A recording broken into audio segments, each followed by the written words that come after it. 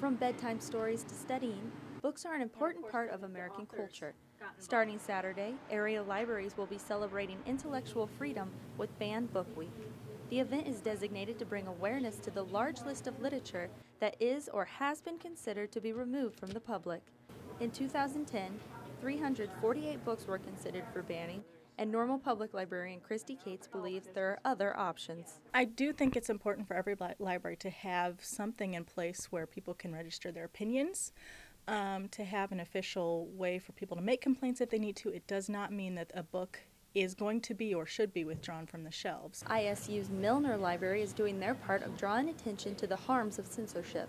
On the 6th floor, a display is set up spotlighting actual or attempted banned books. We just want to raise awareness about Banned Books Week. Anyone might have to deal with banned books, whether you have kids now or not. You might have kids in the future who are in a classroom, or you might be a parent who would be dealing with a subject like this. It is important to remember that there is a difference between a book being banned and a book being challenged. When a book is being challenged, it means that the material within the book may be inappropriate for some ages, while when a book is being banned, it is completely removed from the shelves.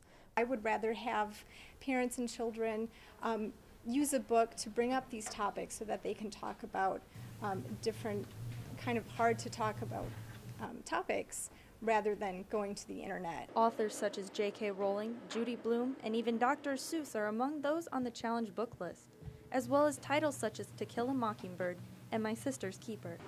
In order for a book to be considered for banning, a complaint must be filed.